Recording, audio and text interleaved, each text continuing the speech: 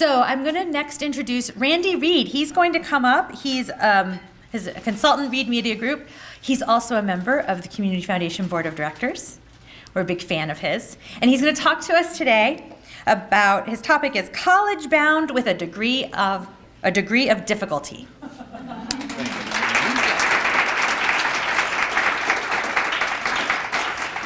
Thank you, Randy, and I want to thank Sarah as well, because when I got the call a couple weeks ago, I could not figure out a topic. It took me probably 2 weeks before I could figure out actually the topic that I wanted to discuss, and not because I didn't have failures, like I was talking to Jim Pfeiffer. I called them like setbacks, and but my topic today, college bound with a degree of difficulty. It's still, I don't consider it my failure. I think it's a failure, let's say, in society's eyes that I failed. I do not have a college degree. And so, you know, with that said, when I was in high school, you know, I was not a test taker whatsoever. And I was a C+, B student, and you know, I come from a family where I'm the youngest of 8 kids, and my parents were married for 50 years. My dad had a 10th grade education, and my mom had a high school education. And you know, I have brothers and sisters. My one sister has a PhD. I have two of my siblings. One who just recently passed two had master's degrees, and everyone else has bachelor's degrees. Except me, I'm the youngest. And literally, the money kind of ran out. But so when I was in high school, I did get accepted to SUNY Morrisville. Went to school for business administration, and then I transferred to my school of choice, which was Howard University in Washington, D.C. And while there, I was trying to figure out what I wanted to do. Again, it was business administration, finance, but I ultimately figured out that I wanted to do television. And so around that time, life kind of literally took over. At that time, I had a son who's now 25, who just made me a grandfather 7 months ago. And at that time, I had to come back and support him. And so, and plus I didn't know what I wanted to do. So I ended up going back to, I came back here and I started working at WTM as a master control operator. And then I kind of figured it out a year or two, and then I went back down to DC, went back to Howard University, and life took over again. I had a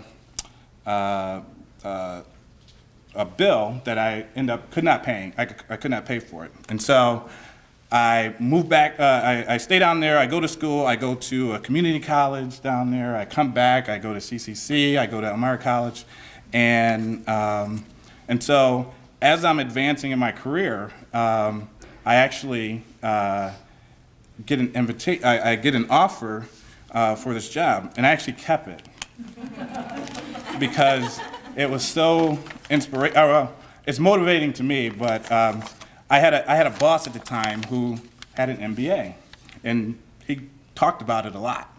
And and so when he offered me the job, and you know, I kept it, and when I went back in to talk to him, he reneged on it, and ultimately I determined that it was because I did not have a college degree. And so fast forward, you know, and so that was impactful on me. Now I ask, you know, what did I learn?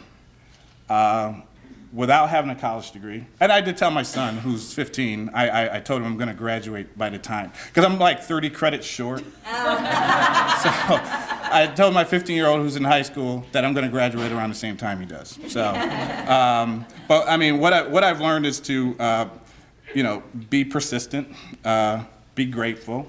I serve on a number of boards here. I see Randy, Tom, and Ruth. I love to help out wherever I can. I'm actually on the Board of Education in the city of Elmira, go figure. And you know, I've learned about you know, being caring and helping because a few years ago when my mom passed, I ended up starting a fund at the Community Foundation to help students. And my first grant, ironically, was to a student who was going to Howard University to help her pay for her books. And she's going to be graduating this May. So, but if I can tell you a quick, and besides being grateful, but I just have to tell you a quick story about this actual person. He was actually the general manager of WTM at the time. I was applying to be the news director, and he passed me over. And so I left shortly after that occurred, and 4 short years later, I ended up becoming the general manager of WTM, running it for 8 years. He ended up getting fired a year after he was hired.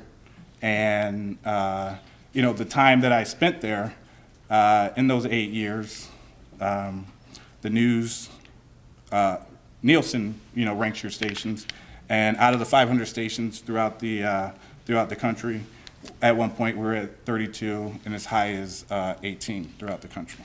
So, you know, I mean, again, what I've learned is, you know, to be grateful, and that I actually figured out that I was actually smarter than this guy who didn't give me the job.